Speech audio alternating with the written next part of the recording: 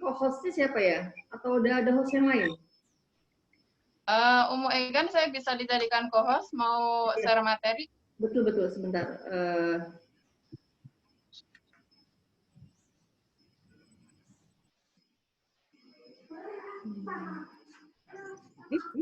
Halo.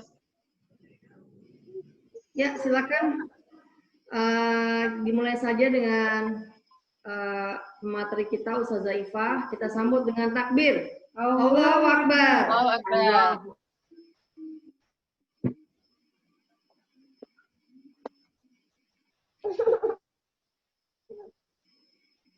Adek.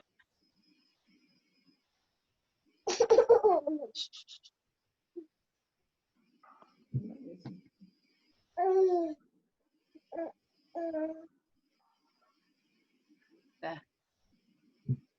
Saya mulai ya. Bismillahirrahmanirrahim. Suara saya terdengar, Umu? Terdengar. Ya. Bismillahirrahmanirrahim. Assalamualaikum warahmatullahi wabarakatuh. Waalaikumsalam warahmatullahi wabarakatuh. Alhamdulillahirabbil alamin. Wa bihi nasta'inu ala umuri dunya waddin. Wassalatu wassalamu ala sayyidil mursalin wa ala alihi washabbihi ajma'in. Rabbi shrah li sadri wa yassir li amri wahlul 'uqdatam min lisani yafqahu qawli. Amin ya rabbal alamin. Alhamdulillahirabbil alamin. Puji syukur kita haturkan kepada Allah Subhanahu wa taala. Ini adalah kajian perdana kita ya untuk semester ini. Alhamdulillah Allah memberikan kesempatan kepada kita semua untuk hadir di sini dalam bertolabul ilmi. Alhamdulillahirabbil alamin. Kemudian sholawat serta salam kita haturkan kepada Nabi kita, teladan kita, Nabi Muhammad Sallallahu Alaihi Wasallam.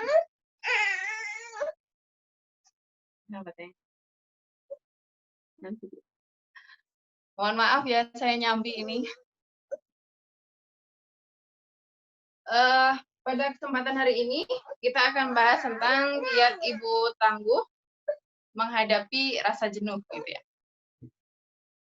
Dan alhamdulillah kita sudah mendapatkan beberapa materi kajian gitu ya yang sudah disampaikan oleh Pusat pada saat Muharram, dan insya Allah di situ akan menjadi penguat bagi kita semuanya. Sebelum kita masuk ke materi, alangkah baiknya kita bersama-sama berdoa untuk mulai thalabul ilmi kita gitu ya. Mari kita sama-sama berdoa. A'udzu billahi minasyaitonir rajim. Bismillahirrahmanirrahim.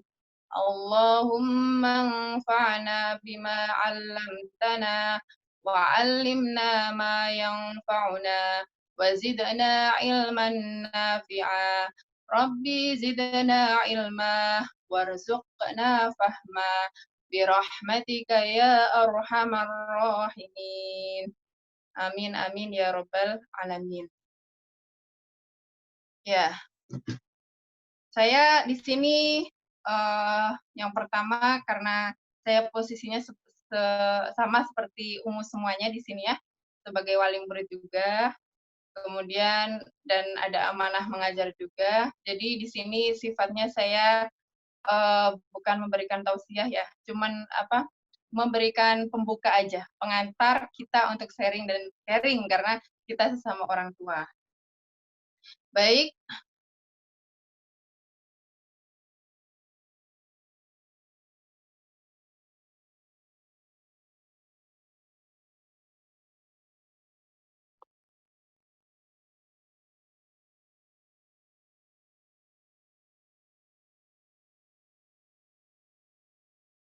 Ya. Selanjutnya di sini saya sampaikan pengantar mengenai bahwa Islam itu memuliakan wanita, gitu ya. Di sini ada ayat dalam Al-Qur'an, Quran surat An-Nahl ayat 94 disebutkan, A'udzubillahi minasyaitonirrajim. Bismillahirrahmanirrahim. Man 'amila shalihan min dzakarin aw unsa wa huwa mu'minun falanuhyiyannahu hayatan thayyibah wa lanajziyannahum ajrahum bi ahsani ma kanu ya'malun. Barang siapa yang mengerjakan amal solih, baik laki-laki maupun perempuan, dalam keadaan beriman, maka sesungguhnya akan kami berikan kepadanya kehidupan yang baik, yaitu di dunia, dan sesungguhnya akan kami berikan balasan kepada mereka di akhirat dengan pahala yang lebih baik dari apa yang telah mereka kerjakan. Maksudnya yang sudah dikerjakan di dunia ini. Ya. Jadi dari ayat tersebut menegaskan gitu ya, bagi seluruh kaum muslimin gitu ya, baik laki-laki maupun perempuan, maka di situ ketika beramal solih gitu ya, kemudian dalam kondisi beriman, maka sungguhnya Allah akan memberikan kehidupan yang baik gitu ya. Allah akan berikan kehidupan yang terbaik. Kalau di ayat tersebut itu menggunakan kata kami ya, sungguhnya akan kami berikan. Nah, akan kami berikan. Berarti ketika Allah memberikan kebaikan tersebut, itu memang bisa melalui manapun gitu ya. Bisa melalui misalkan punya tetangga yang baik, atau mempunyai orang tua yang baik gitu ya. Atau termasuk juga kita mempunyai anak yang baik gitu ya, solih gitu ya. Anak yang solih, yang cerdas, itu juga termasuk hadiah dari Allah untuk kita yang beramal solih. Makanya di sini seperti ada syarat ya, ketika kita ingin mendapatkan kehidupan yang baik, maka memang di situ harus mengerjakan amal yang solih, gitu ya, baik laki-laki maupun perempuan, gitu ya. Jadi di situ bahwa Islam sangat memuliakan wanita, gitu ya. Jadi tidak hanya laki-laki saja, seperti budaya-budaya di mana sebelum Islam gitu ya, budaya jahiliyah gitu ya. Yang di situ yang lebih diagungkan adalah laki-laki, sedangkan perempuan disingkirkan gitu ya. Nah, kalau dalam Islam dua-duanya itu sama, kedudukannya itu sama, bahkan ketika mengerjakan amal solih pun di situ akan dinilai sama oleh Allah Subhanahu wa taala. Nah, terkait dengan kondisi kita pada saat ini yang sedang mengalami pandemi ini, sudah berapa bulan kita belajar di rumah ini? Dari bulan Maret ya. Maret, April, Mei, Juni, Juli, Agustus. Nah, sudah 6 bulan. Sudah 1 semester kita belajar di rumah gitu ya. Makanya di sini kita sebagai muslimah gitu ya, atau sebagai perempuan kita berupaya untuk tadi beramal solih gitu ya. Beramal solih dengan posisi kita sebagai perempuan gitu ya, untuk menjalankan amanah kita sebagai ibu dan sebagai istri gitu ya di dalam keluarga. Nah, di sini kedudukan utama wanita yang pertama itu sebagai umun warobatul bait. Nah, ini dalam Islam yang disebutkan ya tugas wajibnya perempuan itu ya tadi hanya warobatul bait. Yang selebihnya misalkan bekerja gitu ya, atau yang lain itu hukumnya mubah. Nah, untuk menjadikan seorang wanita itu menjadi warobatul bait, memang di situ dibutuhkan ilmu, gitu ya. Ilmu yang dipersiapkan, gitu ya. Ilmu yang dipersiapkan baik dari yang pertama dari memilih suami, gitu ya. Memilih calon suami, gitu ya. Kemudian ketika sebelum menikah pun di situ juga perlu untuk belajar bagaimana ketika kehidupan nanti setelah berumah tangga. Nah, di sini disampaikan ada kata-kata hikmah ya. Al-ummu madrasatul ula. Idza i'tadat syu'ban thayyiban. Ini bukan hadis ya, tapi ini adalah kata-kata hikmah yang ternyata kata-kata hikmah ini menghujam kita bagi para ibu gitu ya. Memang perannya itu seperti itu. Yang artinya bahwa ibu adalah sekolah yang utama. Bila engkau mempersiapkannya, maka engkau telah mempersiapkan generasi yang terbaik. Ya, jadi di sini disebutkannya utama ya. Jadi al-ummu madrasatul ula, bukan al-ummu madrasatul awal. Kalau awal itu artinya pertama, tapi kalau ula itu artinya utama. Nah, sebelum ada utama pasti ada yang pertama. Makanya ibu itu selain menjadi sekolah yang pertama, juga menjadi sekolah utama. Nah, itu ada perbedaannya ya. Ketika menjadi sekolah yang pertama, berarti di situ semenjak anak ada dalam kandungan, maka memang di situ ibu mempunyai peran penting gitu ya untuk mendidik anak tersebut sejak dalam kandungan. Kemudian ketika sudah lahir dan sebagainya, itu juga ibu yang pertama menjadi sekolah bagi anak-anaknya. Kemudian dikatakan juga sekolah yang utama gitu ya. Yang utama itu ya berarti apa? Bahwa ibu itu adalah sekolah yang paling diutamakan gitu ya. Jadi jangan sampai seperti yang sudah disampaikan di parenting sebelumnya ya, di kajian Muharram untuk wali murid gitu ya, bahwa ibu itu harus menjadi orang yang pertama atau orang yang diutamakan bagi anak-anak. Jadi orang yang pertama kali dipercayai oleh anak-anak itu adalah ibu. Jadi jangan sampai anak-anak itu lebih percaya terhadap gurunya dulu, baru keduanya ibu. Jadi harusnya ibu dulu gitu ya. Nah, untuk menjadikan diri ibu sebagai sekolah yang utama itu pun juga tidak mudah gitu ya. Harus ada prosesnya gitu ya. Harus ada tahapannya. Nah, ini seperti yang dikisahkan oleh Anas bin Malik beserta ibunya yang beliau namanya adalah Ummu Sulaim. Ya, mungkin ibu-ibu sudah pernah membaca ya kisah tersebut gitu, bahwa Anas bin Malik ini gitu ya, ini mempunyai ibu yang sangat luar biasa. Yang ini sangat dikaitkan dengan kata-kata hikmah tersebut, al-ummu madrasatul ula. Jadi kisah bahwa Anas bin Malik itu adalah salah satu sahabat Rasulullah yang beliau itu sangat cerdas, kemudian menjadi muhadis, kemudian beliau juga menafsirkan gitu ya, kemudian meriwayatkan banyak hadis. Nah, di situ suatu saat ketika Anas bin Malik usia sekitar 8 tahun, Rasulullah itu pergi ke rumah ibunya, ke Ummu Sulaim, menemui Ummu Sulaim. Jadi ketika Ummu Sulaim itu berada di rumahnya, Rasulullah berkunjung ke situ gitu ya. Kemudian ditanya oleh Rasulullah apa yang ibunya bertanya kepada Rasulullah, apa yang kau inginkan wahai Rasulullah gitu ya. Kemudian Rasulullah bertanya kepada ibunya, saya tergantung apa yang diberikan oleh ibunya, gitu ya, oleh ibunya Anas bin Malik tersebut.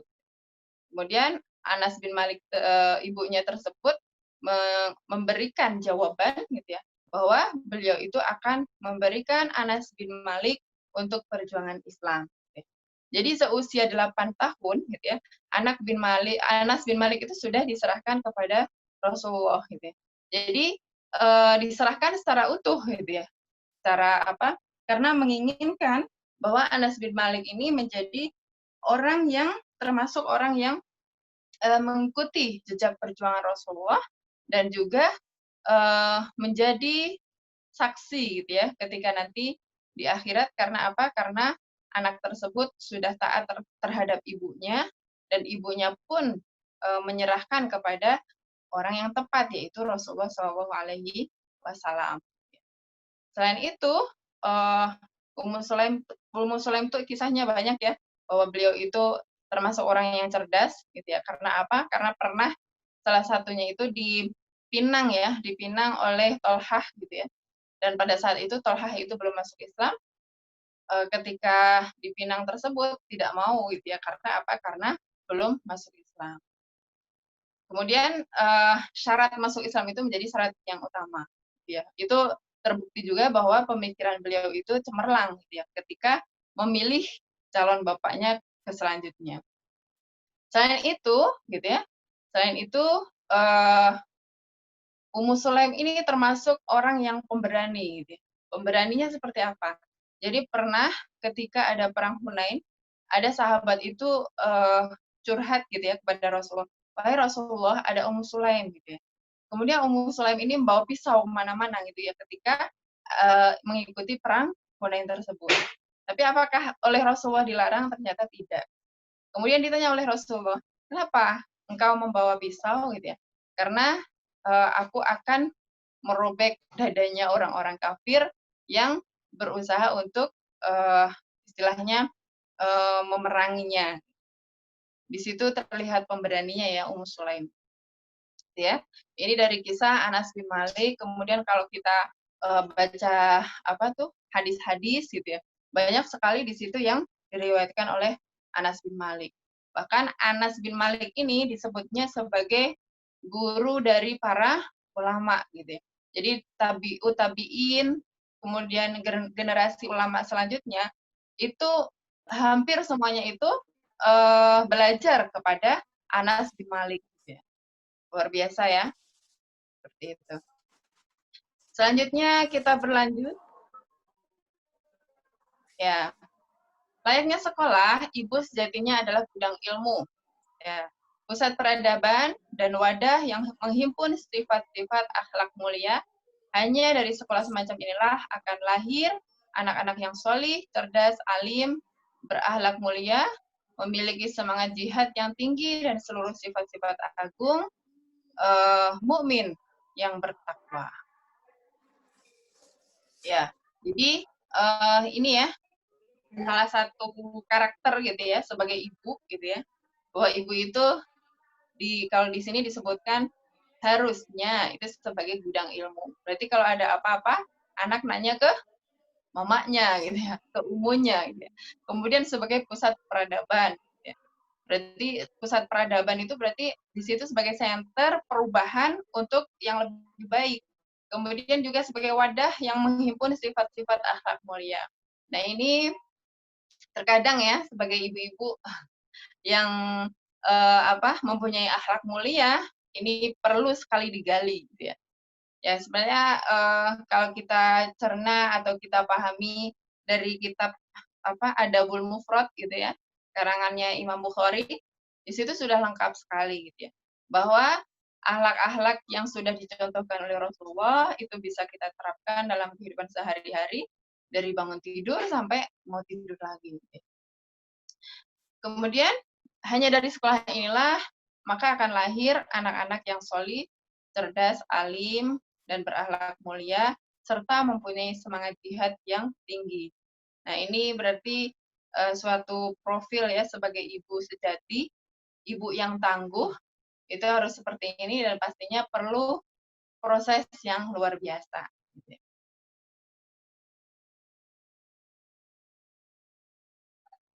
Ya, kita mengingat lagi bahwa profil siswa khairul ummah, gitu ya. Yang pertama berkepribadian Islam, berarti di situ pola pikir dan pola sikapnya itu harus Islami. Kemudian berjiwa pemimpin, ya. Jadi memang siswa khairul ummah itu harus berbeda dengan siswa yang lain, gitu ya. Bahwa semua santri khairul ummah itu harus mempunyai jiwa pemimpin, gitu ya. Kemudian faqih fiddin, artinya ahli dalam agama Islam. Nah, berarti segala aspek kehidupan harus mengerucut ke agama Islam. Berarti harus ketika ada permasalahan, solusi dikembalikan dalam Islam. Kemudian terdepan dalam sains dan teknologi. Nah, di sini harus kreatif dan inovatif. Nah, berarti di sini butuh latihan juga gitu ya untuk membiasakan diri dalam hal sains dan teknologi. Nah, ini di kita juga ada pelajaran sains gitu ya. Kemudian Fakih Fidin itu pun juga ada pembelajaran Sakofa Islam ya. Nah, Sakofa Islam itu bertahap gitu ya. Kalau kelas 1, 2 pembahasannya masih seputar akidah ya, akidah Islam. Kemudian nanti ketika menginjak kelas 3 akan ada adab, akhlak, kemudian kelas 4 dan ke atas gitu ya. Maka di situ akan ada hadis, ada fikih dan sebagainya. Jadi kenapa di situ berjenjang? Ya memang dilihat lagi bahwa ketika pendidikan untuk anak usia dasar gitu ya atau anak usia dini itu akidah itu memang harus diperkuat dulu. Ini sudah dibahas ya ketika kita ada seminar online dengan pusat. Saya berlanjut aja. Nah, kemudian di sini kita berupaya untuk mewujudkan kesadaran ruhiyah. Nah, ternyata ada 3 tahapan kesadaran yang bisa kita lakukan. Gitu ya. Nah, kita sebagai orang tua itu harusnya mengarahkan gitu ya, atau mengstimulus agar muncul ketiga kesadaran tersebut. Nah, yang pertama itu adalah kesadaran sensasional. Saya nidurkan Maryam dulu ya sebentar.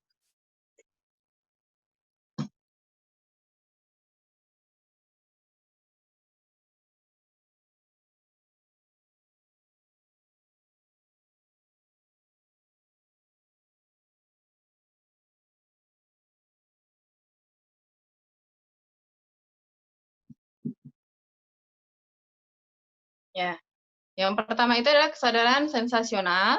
Ini adalah al-idrok asyu'uri, lebih ke perasaan gitu ya. Jadi kesadaran untuk level perasaan. Dan di sini muncul pada anak-anak PAUD ya, anak usia di bawah 6 tahun. Nah, biasanya ini kesadaran sensasional ini biasanya terkait dengan kesadaran akan kebutuhan jasmani dan naluri. Kalau untuk anak 0 sampai 3 tahun itu masih jasmani gitu ya. Masih jasmani, kebutuhan jasmaninya anak itu harus terpenuhi. Kemudian dia bisa mulai membedakan misalkan mana batu, kemudian mana buah anggur gitu ya. Itu juga dimulai karena kesadaran itu muncul karena jasmani gitu ya, yang terlihat secara langsung oleh indranya. Kemudian usia sampai 6 tahun itu sudah mulai bertambah gitu ya. Yaitu dalam hal nalurinya gitu ya. Jadi kemarin juga sudah dibahas ya bahwa potensi manusia itu ada hajatul udhawiyah gitu ya, kebutuhan jasmani, kemudian ada naluri, kemudian yang satu lagi ada akal. Nah, jadi dari kebutuhan terpenuhinya atau kesadaran anak mengenai kebutuhan jasmani dan naluri anak tersebut itu termasuk dalam kesadaran sensasional. Makanya wajar ketika anak usia 6 tahun itu kadang masih emosinya belum teratur gitu ya.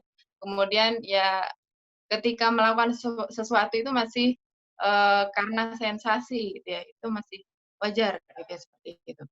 Nah, kemudian di level selanjutnya itu adalah kesadaran rasional. Nah, di sini al-idrok al-aqli gitu ya. Jadi sudah mulai dilakukan atau sudah mulai diarahkan peran akalnya bagi anak tersebut. Nah, di sini berarti anak tersebut sudah bisa mulai mengkaitkan antara fakta yang ada, kemudian antara penginderaan gitu ya, alat indera yang dimiliki, kemudian harus ada maklumat sabiqah serta kecemerlangan otak itu ya ketika meramu gitu ya, meramu dalam proses berpikir tersebut. Jadi termasuk gitu ya, di sini salah satu caranya untuk menumbuhkan kesadaran rasional itu dengan cara bertanya kepada anak-anak. Gitu ya. Nah, bertanya itu kan ada levelnya. Kalau kemarin di kelas 2 bahasa Indonesia itu kan level bertanya itu ada apa aja. Yang paling minimal itu adalah apa, bagaimana gitu ya. Apa, bagaimana gitu ya. Kemudian siapa. Nah, itu adalah pertanyaan yang minimal ya. Jadi apa itu, siapa ini dan sebagainya. Dengan apa? Dengan menunjukkan fakta yang ada. Kemudian dilanjutkan lagi dengan maklumat sabiqah yang dimiliki oleh orang tua sebagai sebagai orang yang dekat dengan anak tersebut atau siapapun gitu ya yang dekat dengan anak tersebut, bisa jadi gurunya dan sebagainya, seperti itu. Jadi di kesadaran rasional ini di sini akan menumbuhkan pemikiran gitu ya, atau mulai terbentuk taraf berpikirnya anak gitu ya, cara berpikirnya anak yang benar. Nah, ini sebenarnya kesadaran rasional ini bukan berarti dimulai dari usia 6 sampai 7 tahun, bukan. Tetapi dari usia 4 tahun itu sudah bisa. 4 atau 5 tahun itu sudah bisa dilatih untuk melakukan tujuan sampai ke kesadaran rasional tersebut. Dan targetnya itu adalah maksimal itu adalah 7 tahun. Jadi 7 tahun itu harusnya sudah terbentuk kerangka berpikir sesuai dengan sehingga muncul kesadaran rasional. Itu karena kalau usia 7 tahun itu kira-kira sudah usia mumayyiz gitu ya. Jadi dia sudah bisa membedakan mana yang baik, mana yang buruk gitu ya, seperti itu. Kemudian yang terakhir adalah kesadaran ruhiyah, yaitu kesadaran berhubungan dengan Allah gitu ya. Idrok silah billah gitu. Nah, di sini setelah tadi anak tersebut sudah muncul kesadaran rasionalnya, maka di situ butuh gitu ya. Butuh adanya bahwa anak tersebut itu selalu terikat, selalu berhubungan dengan Allah dimanapun dia berada. Makanya di situ ya sebagai orang tua harus sering-sering gitu ya mengkaitkan bahwa di belakang ini ada Allah gitu ya. Bahwa Allah itu selalu mengawasi kita. Bahwa kita itu lemah gitu ya. Yang kuat, yang maha kuat itu adalah Allah dan sebagainya. Ya seperti itu. Selanjutnya, nah di sini kiat-kiatnya. Nah, ini sebenarnya kiat-kiat ini saya ambil dari beberapa sumber ya. Yang pastinya tidak hanya untuk ibu-ibu saja, tapi juga untuk saya sebagai orang tua yang masih belajar. Gitu ya. Nanti kita sama-sama praktekkan ya pelan-pelan, dan ketika nanti ada yang belum jelas, nanti kita bisa bahas lagi. Gitu ya. Yang pertama kita memahami keterampilan dan gaya belajar anak. Nah, kita sudah karena kita terkadang sebagai orang tua, gitu ya, karena orang tua belum tentu semuanya lulusan dari ilmu pendidikan, gitu ya. Makanya kadang untuk mengikuti atau mengajarkan kepada anak-anak itu ya belum tentu semuanya bisa dengan cara yang mulus, gitu ya. Ya makanya di situ perlu adanya belajar seperti itu. Nah, memahami keterampilan dan gaya belajar anak. Nah, ini termasuk keterampilan melihat suasana gitu ya. Misalkan melihat suasana anak, apakah di situ sedang semangat atau tidak gitu ya. Kemudian keterampilan di sini keterampilan belajar gitu ya. Keterampilan belajar itu misalkan kita pahami gitu ya. Anak ini sudah pada posisi apa gitu ya. Apakah dia itu sudah terampil dalam hal menulis atau masih yang dasar sekali gitu ya. Itu kita harus pahami keterampilan yang ada pada anak kita. Kemudian kita juga berupaya untuk menumbuhkan keterampilan tersebut. Nah, keterampilan ini bisa muncul ketika adanya stimulus gitu ya. Nah, tugas kita sebagai orang tua itu adalah memberikan stimulus kepada anak gitu ya. Biar apa? Biar anak tersebut selalu inovatif gitu ketika belajar. Nah, kemudian gaya belajar anak. Nah, kita juga harus pahami gaya belajar anak itu ada yang audio gitu ya. Audio itu biasanya kalau anak tersebut mendengarkan, misalkan mendengarkan murotal, dia akan lebih cepat untuk menghafalnya dibantu dengan murotal tersebut gitu ya. Atau ketika ustazahnya menjelaskan gitu ya dengan cara audio, dia akan lebih cepat gitu ya. Itu kalau anak yang gaya belajarnya itu audio. Ada juga yang visual. Visual itu dia lebih suka ke coret-coret gitu ya. Jadi kalau ustazahnya jelasin, itu tangannya pasti udik-udik sambil nulis, sambil menggambarkan sesuatu gitu ya. Kemudian yang terakhir itu kinestetik. Nah, ini kinestetik itu biasanya yang harus super ya sebagai orang tua, karena anaknya itu sukanya lari-lari gitu ya. Lari-lari atau harus dengan gerakan gitu ya. Sehingga ketika kita pahami pola atau gaya belajar anak kita, nanti insya Allah kita akan mudah memberikan cara-cara atau teknik ketika mendampingi anak belajar. Gitu. Jadi tidak bisa disamakan antara anak yang satu dengan yang lainnya. Bisa jadi anak yang pertama dia lebih suka audio, anak yang kedua lebih suka ke visual. Nah, itu pun ketika anaknya itu misalkan ada 2 yang usianya sama gitu ya, kita juga harus pahamkan ke anak tersebut gitu, seperti itu.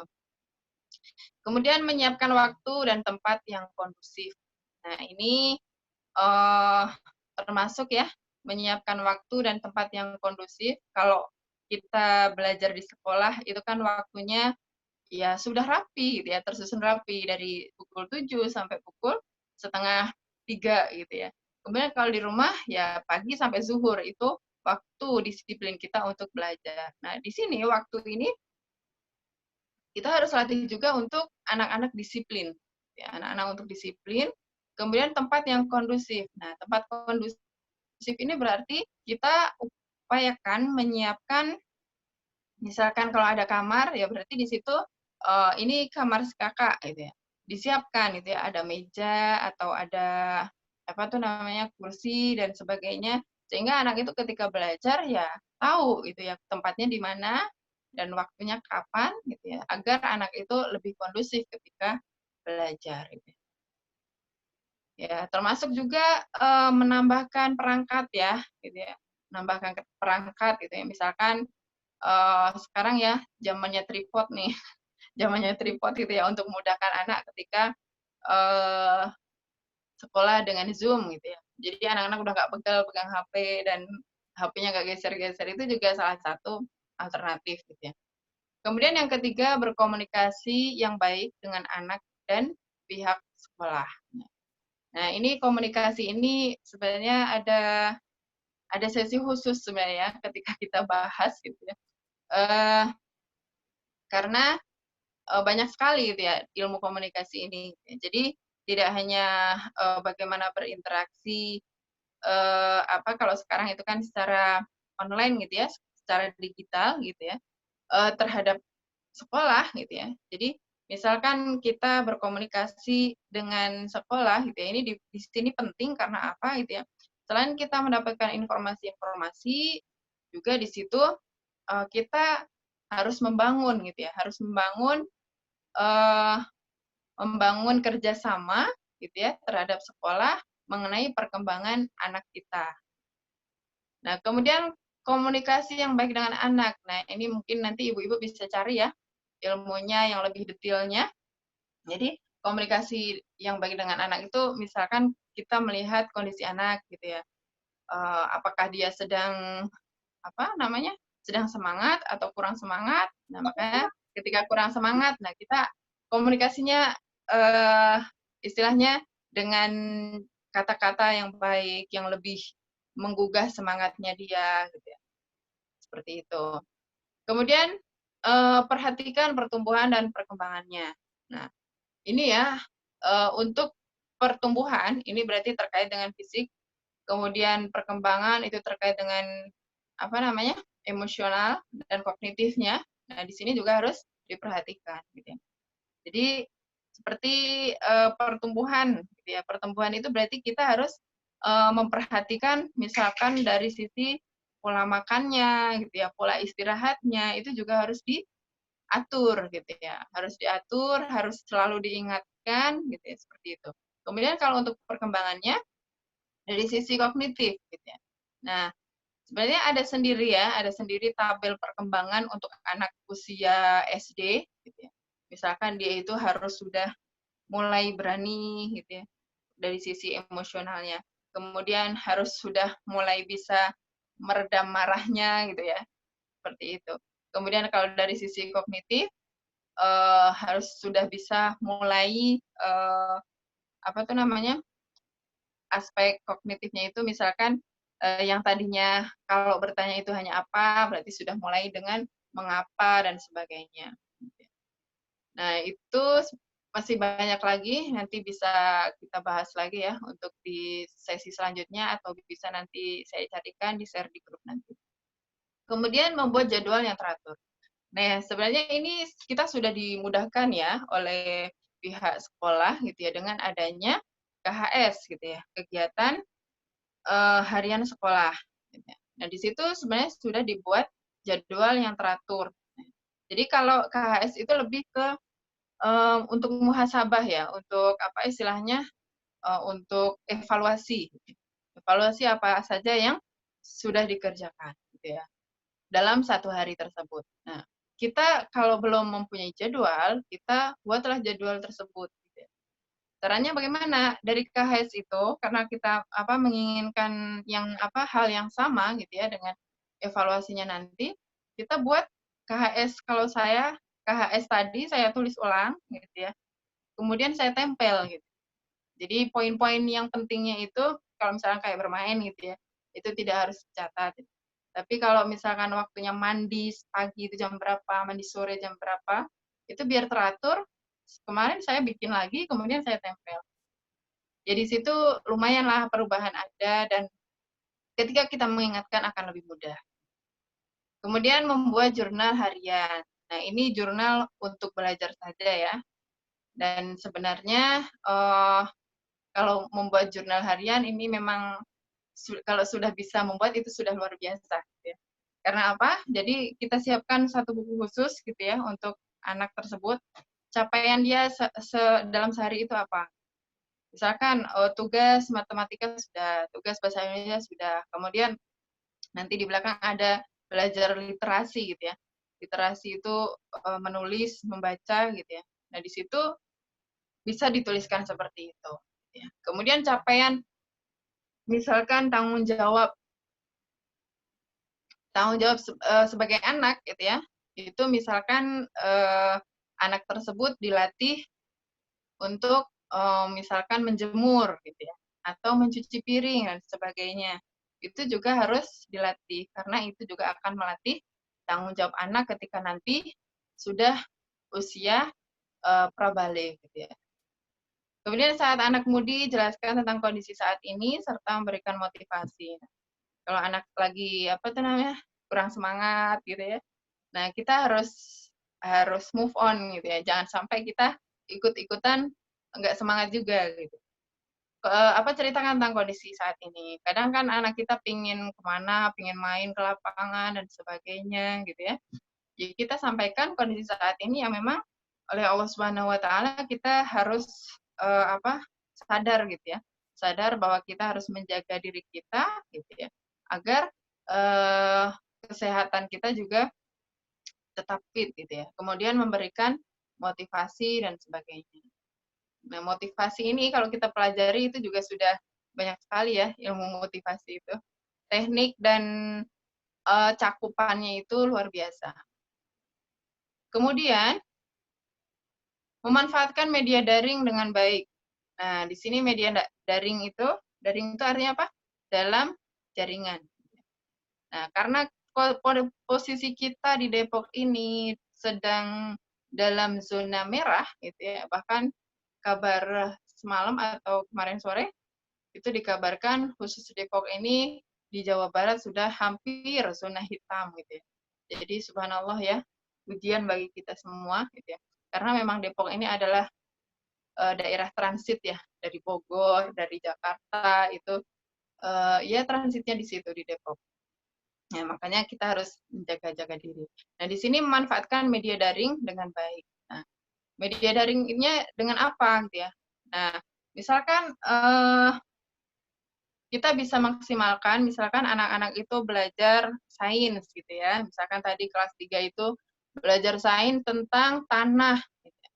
Nah, kita manfaatkan lagi, kan anak kadang, bukan kadang lagi ya, dalam kondisi saat ini gitu ya, megang HP itu sudah biasa gitu ya.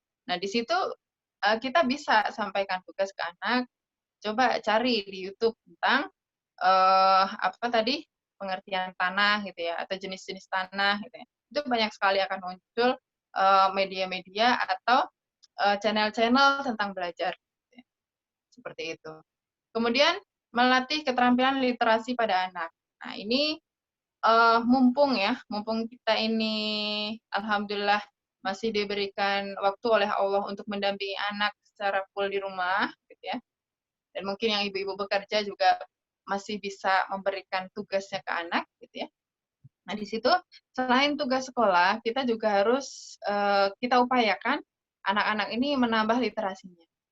Jadi literasi itu tidak hanya literasi itu tidak hanya apa ya namanya dalam hal tulisan saja atau dalam hal membaca saja. Maaf, suara saya masih kecil kah?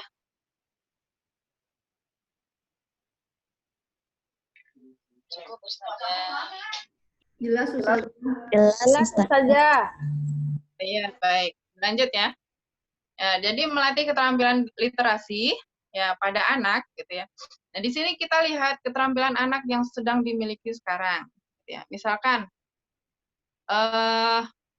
kalau tahun lalu itu misalkan anak-anak saya ya, Afia, Fikar gitu kan. Dan di situ saya lihat kemampuan anak-anak ini.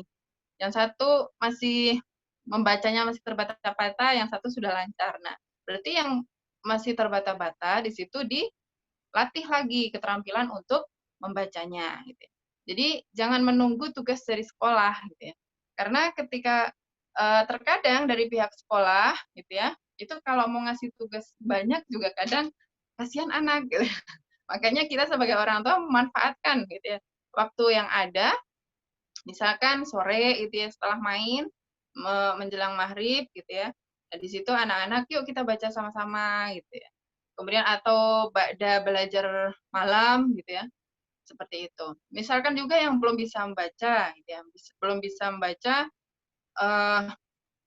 yang belum bisa membaca di target gitu ya. Misalkan sehari baca 1 halaman gitu ya, yang A baca gitu ya, seperti itu.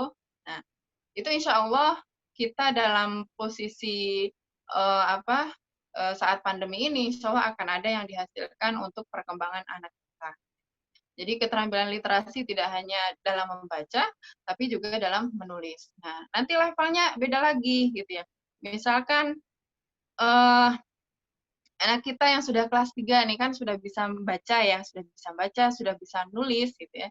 Nah, kita arahkan anak misalkan bikin curhatan gitu ya, bikin curhatan di diary gitu ya. Misalkan hari ini senang karena belajar apa gitu ya, itu ditulis.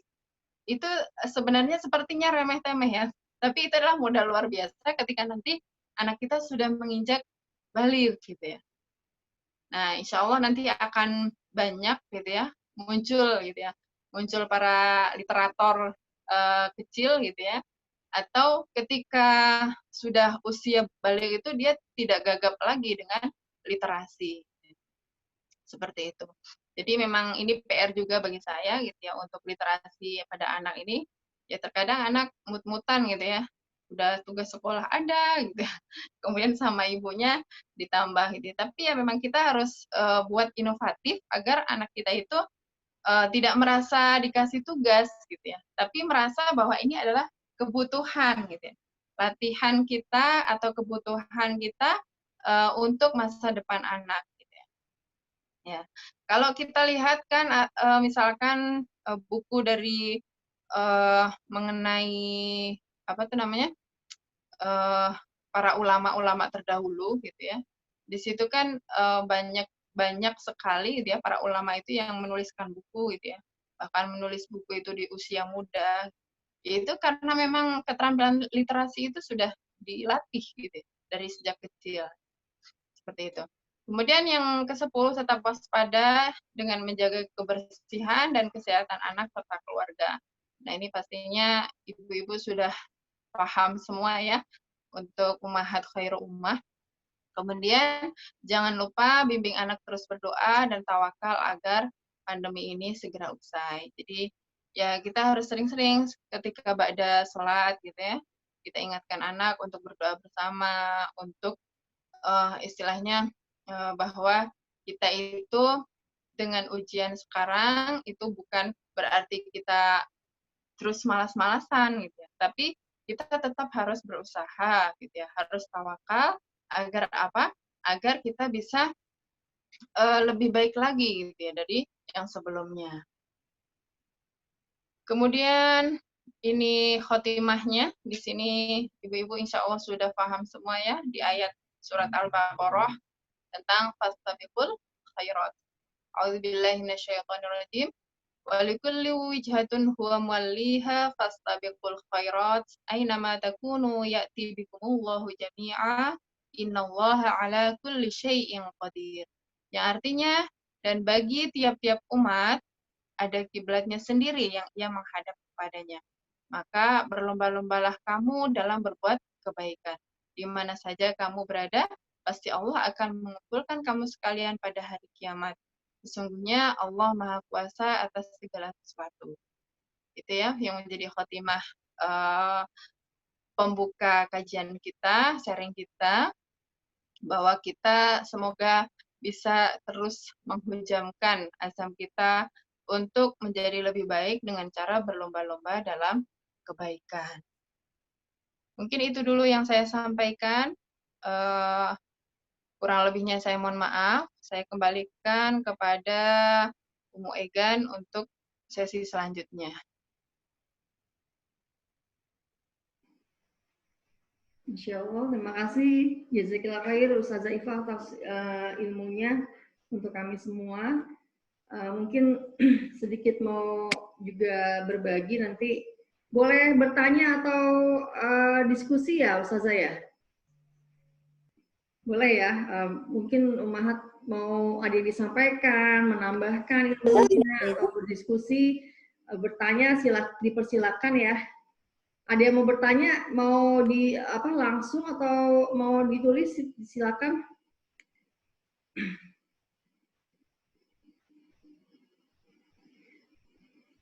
Belum ya? Mungkin dari saya, mungkin kalau diizinkan ya, boleh. Intinya tadi adalah yang kita dapat itu adalah kiat atau teknis gitu ya. Kita sebagai seorang ibu, bagaimana menjadi madrasah atau sekolah buat anak-anak gitu ya, buat anak-anak kita. Dan maknanya kan kalau Ummuh Madrasatul Ula itu kan madrasah itu artinya lebih dari sekedar guru ya Ustazah ya. Guru. Kalau guru kan bagian dari sebuah sekolah gitu. Sebenarnya yang diharapkan sama Allah kepada kita sebagai seorang ibu adalah menjadi madrasah atau menjadi sekolah. Dan sekolah itu komponennya salah satunya adalah guru. Jadi cuma peran guru hanya sebagian kecil gitu ya. Nah, tadi ketika dikatakan bahwa output dari murid ya atau siswa di rumah itu kan menjadi seorang anak yang faqih fiddin, yang tangguh, berilmu, unggul ya. Seperti itu ya. Berarti kita punya peran sebagai pendidik dari calon pemimpin nih, karena kan di Harum Masri kan visinya adalah selain menjadi penghafal Al-Quran berarti juga menjadi pemimpin dunia gitu. Kita ini sedang mendidik pemimpin dunia ya. Bayangkan bagaimana pemimpin mengajarkan pemimpin umat gitu ya, untuk atau orang-orang yang bertakwa nih. Pemimpin dunia kan nanti orang-orang yang bertakwa, orang-orang yang faqih fiddin. Nah, kita nih ibunya gitu loh. Ibunya orang-orang yang bertakwa. Gitu. Kita ini adalah ibunya dari orang calon pemimpin dunia, orang-orang yang bertakwa. Artinya, saya rasa bekal kita sebagai seorang ibu tuh harus lebih besar dibandingkan anak-anak gitu. Tadi saya melihat slide dari Ustazah Ifah, ada teknis-teknis bagaimana mengatur jadwal, bagaimana melihat mood gitu ya. Terus saya kembali kepada diri saya gitu. Kalau saya yang begitu, saya udah bisa belum gitu. Itu ya, kalau saya berpikir, saya sendiri udah menjalankan itu belum gitu ya. Bagaimana saya mengatur mood saya gitu. Bagaimana saya menciptakan kreativitas untuk diri saya gitu kan. Menghadapi rasa jenuh gitu ya. Artinya kan peran kita bukan cuma sebagai ibu nih. Peran kita adalah sebagai istri ya. Jadi anak pertama nih kalau saya bilangnya nih kalau ngadepin suami. Betul ya Ustazah ya. Jadi anak pertama paling penting gitu ya. Anak pertama artinya suami gitu ya. Anak pertamanya nomor 1 gitu, baru anak yang selanjutnya anak beneran gitu ya. Jadi tugas beratnya adalah jadi seorang istri, kemudian seorang ibu, kemudian juga kita itu adalah menjadi anak ya kalau kita masih punya orang tua, dan jangan lupa kita menjadi anggota masyarakat yang juga punya kewajiban untuk berdakwah gitu. Nah, tadi hanya sepenggal dibahas adalah peran kita sebagai seorang ibu, bagaimana mengkondisikan anak atau kiat-kiat teknis gitu. Namun lebih dari itu adalah kita ini dituntut untuk menjadi pemimpin, ibunya pemimpin gitu. Jadi kita mau mencetak pemimpin, kita ibunya gitu, kita yang mendidiknya. Artinya kita harus menjadi lebih dari itu dong gitu.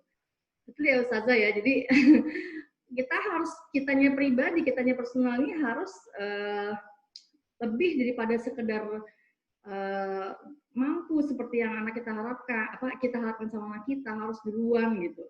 Nah itulah PR terberat kami ya, PR terberat orang tua. Justru kitanya ini kalau tanpa ilmu saya rasa nggak bisa gitu. Pada saat menjalankan tadi yang disampaikan di slide ya, ada seberapa poin, 12 poin. Kalau nggak ada ilmunya saya rasa nggak akan mampu. Kita mengharapkan anak kita tercetak menjadi pemimpin dunia, tapi kitanya nggak punya ilmu bagaimana mendidik menjadi pemimpin dunia gitu. Sehingga pada kesempatan inilah saya mengajak gitu ya, ummahat semua, khususnya di orang tua siswa di rumah ini, inilah saatnya ya kita ibu sebagai tiang peradaban ini karena untuk bangkit gitu, untuk bangkit dimulai dari diri kita sendiri dulu gitu. Karena inilah saatnya nanti sudah semakin dekat ya kemenangan Islam. Bagaimana kita nanti mencetak pemimpin dunia, orang-orang yang bertakwa, kitanya ini kalau kitanya belum bertakwa, maka kita saya rasa cuma mimpi aja ya mencetak orang-orang yang bertakwa gitu. Cuma mimpi aja nggak bisa mengharapkan anak yang bertakwa, kitanya nggak bertakwa gitu. Kita diharapkan bisa menjalankan poin-poin yang tadi saya sebutkan, tapi kita nggak mampu menggiring diri kita ke arah situ gitu. Itu yang khawatir sekali terjadi gitu saat ini. Nah karena itu saatnya kita bangkit gitu ya, saatnya semakin banyak tersadarkan kita para ibu untuk mendidik secara Islam, generasi Islam ini gitu ya, tidak dengan cara-cara yang tidak sesuai dengan kaidah Islam, maka sangat-sangat diperlukan ilmu, sangat-sangat diperlukan orang yang bertakwa, ibu yang bertakwa gitu. Karena kita adalah ibunya orang yang bertakwa, maka kita harus lebih bertakwa gitu. Itu yang saya pikir, dan saya pikir itu bagian yang paling sulit gitu. Jadi saya mohon, mungkin di sini ada Ustazah Ifah, ada Ustazah Atiqah dan para ustazah kita semua, guru-guru kita di rumah, mohon bimbingannya juga. Gimana ya kita mencetak diri kita pribadi sebagai ibu yang tangguh, ibu yang menjadi ibunya pemimpin dunia gitu. Itu saya rasa kerinduan saya yang cukup penting lah gitu. Itu dari saya ya Ustazah. Mohon maaf nih kebanyakan nih ummahat. Mungkin sebelah saya dimulai dari Ummu Mahira dulu, atau mau komentar atau mau bertanya sih. Nanti gantian ya, nggak apa-apa ya Ustazah ya. Supaya interaktif nih, karena kita nggak bisa ketemu. Enggak, silakan. Silakan, Ummu Ya. Assalamualaikum warahmatullahi wabarakatuh. Waalaikumsalam ya hari ini dapat warahmatullahi wabarakatuh. Ya dari Ustazah Ifah. Materinya bagus banget. Cuma yang jadi ada pertanyaan di saya itu tadi bagaimana sih untuk menjadi seorang ibu yang tangguh? Itu aja sih pertanyaan saya masih menjawab tuh bagaimana gitu caranya menjadi seorang ibu yang tangguh. Itu aja Ustazah Ifah. Assalamualaikum warahmatullahi wabarakatuh. Waalaikumsalam warahmatullahi wabarakatuh.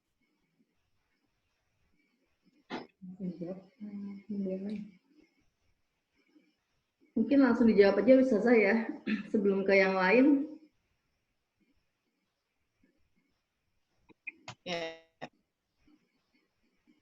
Ya, jadi bagaimana sih menjadi ibu yang tangguh gitu ya. Jadi tangguh itu artinya kuat terhadap tempaan apapun gitu ya, sehingga tidak terombang-ambing ketika ada badai yang mengenai kita gitu ya. Baik itu ada musibah atau di situ ada kebahagiaan yang berlebih gitu ya. Kita tetap tangguh gitu ya, dengan posisi yang sebenarnya sebagai umun warobatul bait, yang pastinya umun di situ adalah umun yang solihah, yang bertakwa gitu ya. Nah di situ kalau melihat dari profilnya gitu ya, dari profil yang sudah disampaikan sebenarnya sama sih ketika di profil santri Khairul Ummah itu ada 4 komponen tadi, termasuk juga berarti emaknya juga harus terbentuk seperti itu gitu ya. Sebagai muslimah yang tangguh itu ya harus seperti itu. Nah, di sini ada beberapa komitmen yang harus kita lakukan gitu ya. Yang pertama itu komitmen iman gitu ya. Jadi komitmen tentang keimanan. Kita harus perkuat keimanan kita, ruhiyahnya kita itu harus perkuat. Sehingga kalau misalkan kita sudah mulai loyo gitu ya, atau sudah mulai oleng dikit gitu ya, kita kembali ke Quran gitu ya. Kita ketika mengkaji Al-Quran tidak hanya membaca saja. Padahal ketika kita hanya membaca, baru membaca aja itu hati kita sudah nyes gitu ya. Apalagi ketika kita membaca artinya, pelan-pelan baca artinya, kemudian kalau ada kajian online misalkan tafsirnya kita ikutin, di situ insya Allah keimanan kita itu akan terpupuk gitu ya. Karena memang secara fitrahnya manusia itu keimanan itu naik turun gitu ya. Naik turun. Sehingga untuk menjaga keimanan kita, itu kita harus misalkan ada sebuah komunitas atau mempunyai teman atau kita punya guru gitu ya. Guru khusus yang di situ bisa menstabilkan kondisi keimanan kita gitu. Itu adalah bagian dari ikhtiar kita. Nah, yang kedua, komitmen kita untuk belajar. Nah, ini butuh seorang ibu itu biar menjadi tangguh itu harus punya komitmen untuk belajar. Nah, kira-kira kalau tadi saya kan menyebutkan wah anak-anak ini harus ditambah nih keterampilan literasinya. Masa emaknya nggak ditambah? Kan lucu gitu ya. Jadi, ayo Kak, kita misalkan baca sirah Nabi gitu ya. Sedangkan ibunya tidak membaca sirah gitu ya, atau tidak membaca buku, kan tidak cocok gitu ya, atau tidak pas gitu ya. Makanya di situ komitmen untuk belajar bagi seorang ibu itu juga harus ada gitu. Bahkan kita harus punya cita-cita gitu. Harus punya cita-cita misalkan bukan cita-cita ya, impian gitu. Misalkan sebulan ini menghatamkan misalkan membaca tafsir misalkan satu surat Al-Baqarah gitu. Misalkan 1 bulan ini, kemudian 1 bulan selanjutnya dan sebagainya. Seperti itu. Karena semakin kita belajar, itu kita akan semakin merasa bodoh gitu ya. Termasuk saya ini semakin lama semakin bodoh ya. Makanya di situ harus haus gitu ya, cari guru gitu ya. Seperti itu ya. Kemudian yang ketiga itu adalah komitmen beramal. Nah, beramal solih. Ini kita harus punya komitmen. Nah, ketika kita sudah mendapatkan ilmunya dengan belajar, gitu ya, termasuk di situ ilmu mendidik anak, gitu ya, atau ilmu tentang ubudiyah, atau ilmu tentang muamalah, gitu ya, kita sudah dapatkan, maka kita harus punya komitmen untuk menjalankan, gitu ya, seperti itu. Jadi kayak misalkan kita didik anak nih, ngelatih yang anak muslimah, anak kelas 1 mulai sekarang kalau keluar rumah harus pakai kerudung, gitu ya. Nah, di situ misalkan sebuah ilmu tarbiyah yang harus kita praktekkan gitu ya. Nah, itu kita harus diamalkan gitu. Artinya apa? Diamalkan ke anak-anak juga selain ibunya gitu ya. Kemudian jadi komitmen belajar tadi. Kemudian yang ketiga adalah komitmen beramal gitu ya, beramal solih. Dan beramal solih itu ada dua syarat gitu ya. Yang pertama itu niatnya harus lillahi ta'ala, harus benar. Kemudian harus dengan cara yang benar, gitu ya, niat dan cara yang benar. Kemudian satu lagi harus ikhlas. Nah, selama ini saya belum menemukan indikator kata ikhlas itu apa.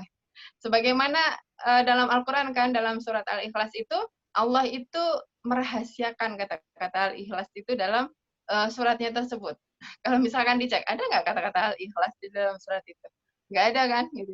Tetapi sungguh yang namanya kita berlaku ikhlas itu ya memang sesuatu yang nggak kelihatan. Ya. Makanya kalau misalkan kita belajar dari psikologi Islam atau dari ilmu tasawuf, ikhlas itu nggak ada indikatornya. Gitu. Seperti itu. Ya, kemudian yang keempat, itu kita harus ada komitmen berjuang. Nah komitmen berjuang ini tadi, dari 3 tahapan komitmen yang sudah kita lakukan, kita harus memperjuangkan. Memperjuangkan agar apa? Agar tetap tangguh, tetap kokoh gitu ya. Kadang kan ujian ada gitu ya. Ujian ada, kemudian godaan-godaan itu ada. Nah, kita harus memperjuangkan apa yang sudah kita miliki gitu ya, dari sisi keilmuan kita yang sudah kita dapatkan, diperjuangkan untuk terus diamalkan. Bahkan diamalkan itu tidak hanya untuk diri sendiri, tapi untuk orang lain.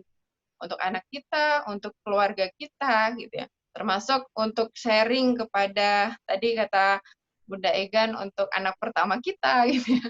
Nah, di situ juga kita bisa lakukan, gitu ya. Itu butuh perjuangan, dan pastinya butuh ilmu komunikasinya, gitu ya. Kemudian yang kelima, itu komitmen dalam berkorban, gitu ya. Orang ketika berjuang itu pasti butuh yang namanya pengorbanan, gitu ya. Termasuk pengorbanan waktu misalkan ya.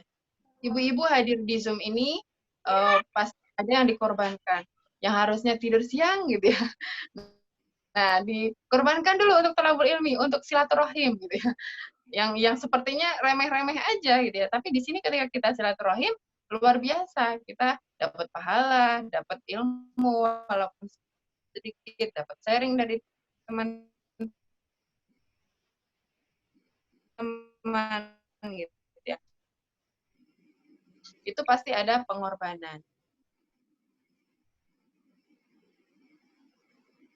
Kalau di dalam kita, gitu ya, kemudian pengorbanan harta, gitu ya, harta, sebagian harta kita sebagai investasi akhirat, gitu ya, ketika kita bertolabul ilmi, seperti itu. Kemudian yang terakhir itu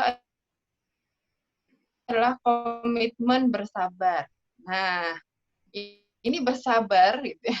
Bersabar ini juga sesuatu yang Masya Allah, gitu ya. Butuh perjuangan juga untuk mempraktekkan bersabar tersebut, gitu ya. Ya, jadi tadi, gitu ya, ketika kita bersabar, gitu ya, itu adalah ilmu atau kunci yang diberikan oleh Allah, gitu ya. Kita sebagai kaum muslimin, bersabar itu tidak hanya ketika kita mendapatkan ujian, gitu ya. Kalau yang difahami kebanyakan orang, ketika bersabar itu kalau dapat musibah, gitu ya, sabar, gitu ya, udah sabar, gitu. Tapi ketika mendapat kebahagiaan, kadang tidak sabar, gitu ya. Justru kadang lupa. Gitu. Padahal sabar itu ya baik dalam kondisi kapanpun, itu sabar itu harus ada, gitu ya. Sebagaimana dalam Al-Quran itu kan, wasta'inu bis-sabri was-shalah, gitu ya. Mintalah kita pertolongan kepada Allah dengan sabar dan sholat. Nah, dua-duanya ini harus jalan. Selain sabar, juga sholat kita harus lakukan. Gitu. Nah, termasuk kita ketika mendidik anak kita, gitu ya. Ya, terkadang kita punya target nih, misalkan 1,5 bulan nih anak lulus 1 surat, gitu ya. Ternyata kadang anak kita macet, gitu ya. Macet semangatnya, gitu ya. Kita harus sabar. Terus motivasi anak, gitu ya. Termasuk kita, bahkan kalau saya itu sampai mungkin ngajinya tilawahnya saya itu berkurang, gitu ya. Karena apa? Karena untuk nemenin anak kita, gitu. Itu juga sama pahalanya, gitu. Jadi level bersabarnya pun juga di situ harus butuh komitmen kita, seperti itu. Makanya ketika bersabar di situ memang kita harus banyak-banyak zikir ya. Ketika ada sesuatu yang kurang pas, sudah banyak ya diajarkan, gitu ya, teknik zikir itu. Kita ucapkan hauqalah, gitu ya, la haula wala quwata illa billahil aliyil azim. Ketika anak lagi agak gemes, gitu ya, kita sampaikan astagfirullahaladzim. Biasanya anak kalau kita zikir depannya langsung, kenapa sih Bunda? Kenapa sih Umah, gitu ya. Seperti itu. Kadang dia langsung mengoreksi diri. Gitu. Ada sesuatu nih kalau Umahnya sampai berzikir, gitu ya, seperti itu. Ya, jadi 6 komitmen ini untuk menjadi ibu tangguh, kalau kita insya Allah bisa laksanakan, insya Allah nanti akan ada perubahan yang lebih baik, gitu ya, ke depan. Mungkin itu Umu Mahira sama Umu Egan. Teman-teman yang lain, bagaimana? Silakan teman-teman yang sebelum ditutup kalau ada pertanyaan. Aman-aman saja kah anak-anak di rumah? Ustazah mau tanya. Silakan. Ya, bagaimana agar membuat anak menjadi istiqomah dan senang atau asyik, gitu ya, untuk selalu tahfiz tahsin setiap harinya, kemudian mengikuti jadwal-jadwal sekolah melalui Zoom terutama setiap harinya. Kan berbeda ya dengan masa di sekolah dengan di rumah, pasti ada masa jenuhnya juga untuk anak. Lalu bagaimana untuk membuat mereka anak-anak itu selalu senang, asyik, dan tidak terpaksa atau terbebani menjalani semuanya ini gitu, Ustazah. Jazakallah khair. Ya. Pertanyaan selanjutnya pertanyaan yang sangat aplikatif ya, yang sangat istilahnya yang sangat praktis sekali yang harus kita lakukan gitu ya. Nah di situ untuk menjaga keistiqomahan, yang pertama memang ibunya juga harus apa istilahnya kuat juga gitu ya. Kita bujuk dengan yang baik, dengan apa, keluarkanlah jurus-jurus yang ada dalam Al-Qur'an gitu ya. Sebenarnya kita kalau ngasih dalil ke anak-anak itu nggak usah yang sulit-sulit gitu ya. Dari 3 surat pertama yang terakhir gitu ya. Dari 3 kul ya. 3 kul itu bisa kita praktekkan. Misalkan kayak memang anak ya, anak mulai kelas 2, kelas 3 karena mulai berpikir, mulai muncul kesadaran rasionalnya, maka di situ memang kita sudah mulai harus bangun diskusi gitu ya. Ya, jadi kadang saya praktek itu diskusi ya seminggu sekali gitu, minimal gitu ya. Paling minimal itu seminggu sekali untuk mereview anak-anak itu seperti apa gitu ya. Kemudian saya juga sering juga tadi yang dari apa ayat dari 3 kul tadi gitu ya, Qul a'udzu birabbinas, di situ yang lebih nancep biasanya. Saya sering sampaikan kalau nggak semangat berarti ngikutin syaiton. Syaiton itu dari mana? Minal jinnati wan nas. Jadi ya seperti itulah kita ramu gitu ya dari ayat tersebut gitu. Tapi pastinya ketika kita menasihati ya memang lihat kondisi anak gitu ya. Kalau kondisi anak sedang benar-benar marah atau apa, itu ya kalau kita nasihati tidak akan masuk. Tapi ketika anak sudah mulai duduk atau sedang bermain, nah Bunda mau cerita, Bunda mau bertanya, ya itu bisa. Kemudian kalau teknik gitu ya, teknik tahfiz gitu ya. Nah, kemarin saya sempat chat dengan Ummu Najma ya. Ummu Najma hadir nggak hari ini? Kalau hadir bisa diminta semangatnya mungkin? Nggak ada ya? Ya. Jadi sempat saya tanya Ummu Najma itu, yang pertama yang dimiliki dia itu memang dia sudah kena ya, motivasi dirinya itu sudah muncul dari dalam diri. Jadi dia butuh gitu ya. Dia ingin menjadi penghafal Quran gitu ya. Itu kelas 3, kelas 4 lah, itu sudah mulai stabil. Kelas 2, kelas 1 ya memang dari umunya itu harus kencang. Nah, di situ kemudian saya tanya, kenapa bisa cepat gitu ya? Ternyata sebenarnya simple gitu ya. Sebenarnya dia setiap pagi gitu ya, dia menghafal sesuai dengan apa yang dikasih tahu oleh ustadznya gitu ya, menghafal dari ayat berapa sampai berapa gitu ya. Tapi karena motivasinya itu sudah ada gitu ya, jadi dia tidak dari apa istilahnya, tidak nanya harus berapa kali gitu ya. Kemudian tidak nawar-nawar. Nah, itu yang belum gitu ya, belum kita dapatkan kadang untuk setiap anak kita gitu. Jadi kalau di Najma itu setiap pagi